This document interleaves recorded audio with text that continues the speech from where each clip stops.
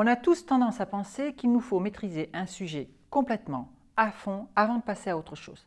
C'est d'ailleurs ce qu'on fait tous, c'est-à-dire que post-bac ou dans toutes les techniques, même les techniques du bien-être, eh bien on va se surspécialiser. En pensant quoi? Mieux se vendre. Eh bien je vais te montrer en 10 minutes pourquoi en fait ce n'est pas une bonne idée.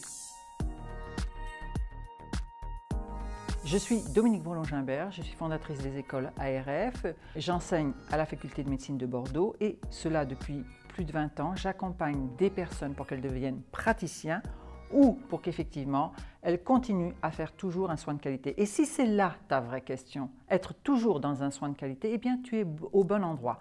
On va voir ensemble pourquoi se surspécialiser, c'est peut-être en fait s'enfermer.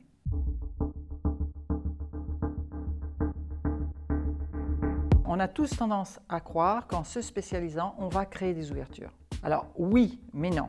Pourquoi? Parce que tout simplement, en ayant cette surconnaissance, vous vous sentez complètement rassuré. Vous êtes certain de faire un soin de qualité.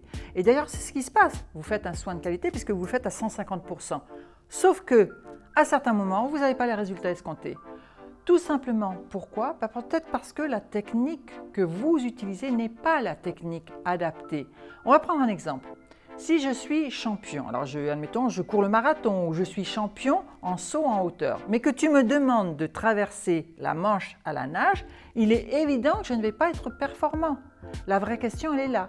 Est-ce que tu utilises la technique adaptée?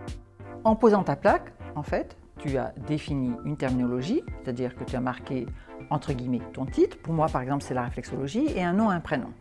Alors attention, si je marque réflexologie, c'est bien parce qu'il faut que je marque quelque chose à un moment donné pour que les personnes puissent comprendre qui je suis.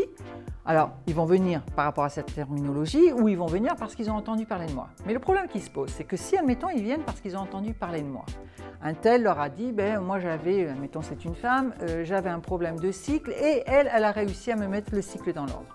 Et puis cette personne qui vient donc sur les conseils d'une autre, eh bien en fait la réflexologie ça ne lui convient pas. Pourquoi? Parce que la réflexologie c'est une technique du toucher et cette personne en fait est plutôt quelqu'un qui est dans le mental, dans sa tête et il lui faudra d'autres techniques, c'est-à-dire peut-être l'hypnose, peut-être la sophro, etc. Ce qui fait que si je me cantonne à ma réflexologie, même si je fais 150 soins, eh bien je n'obtiendrai qu'un piètre résultat. Donc c'est ça la vraie problématique. En fait, il y a deux questions que tu dois te poser pour faire un soin de qualité. La première, c'est quelle est la porte d'entrée? Alors, est-ce que c'est une porte d'entrée physique? C'est-à-dire, est-ce que c'est par le physique que tu dois passer pour m'amener à mieux-être? Donc, si c'est le cas, eh bien la réflexologie, le massage, ça marche. Si par contre, ma porte d'entrée, parce que je suis un mental, c'est plutôt la psyché, eh bien ça va être effectivement des techniques qui vont passer par le mental. Donc ça peut être la psychologie, ça peut être la sophro, ça peut être l'hypnose. Maintenant, si c'est plutôt tout ce qui est émotionnel, eh bien l'art-thérapie est une excellente technique parce que là tu vas être dans la création et de ton émotionnel, tu vas en créer quelque chose, le dessin, la peinture. Après, il y a une autre porte, c'est la porte énergétique. Tu sais, tous ces corps que nous avons autour de nous. Eh bien en l'occurrence, là, ça va être plutôt le magnétisme, ça peut être aussi l'acupuncture. Donc ça, c'est la première question. Quelle est la porte? La deuxième question, c'est la localisation. Alors, on regarde toujours d'abord la première porte, c'est-à-dire, admettons, le corps. Mais le corps, est-ce que c'est le corps entier? Est-ce que c'est une partie du corps? Est-ce que c'est le membre inférieur, le membre supérieur? Pour justement avoir un axe dans ta qualité de travail, dans ton massage ou dans ta réflexo. La deuxième question, on a parlé, admettons, du mental. Mais dans le mental, tu as l'inconscient, tu as le conscient. Donc là, c'est pareil, ça va te permettre de déterminer. Par exemple, est-ce que tu vas travailler sur le conscient avec la psychologie? Est-ce que tu vas travailler plutôt sur l'inconscient avec l'hypnose? Après, tu as aussi, on a parlé tout à l'heure de l'émotionnel. L'émotionnel, et je t'ai donné comme porte l'art-thérapie. Mais dans l'art-thérapie, eh bien, tu vas avoir la danse, tu vas avoir le crayonnage. Donc, quel est l'outil dans l'art-thérapie que tu vas utiliser pour justement mettre un soin de qualité en place? Et puis, j'ai parlé aussi de l'énergétique.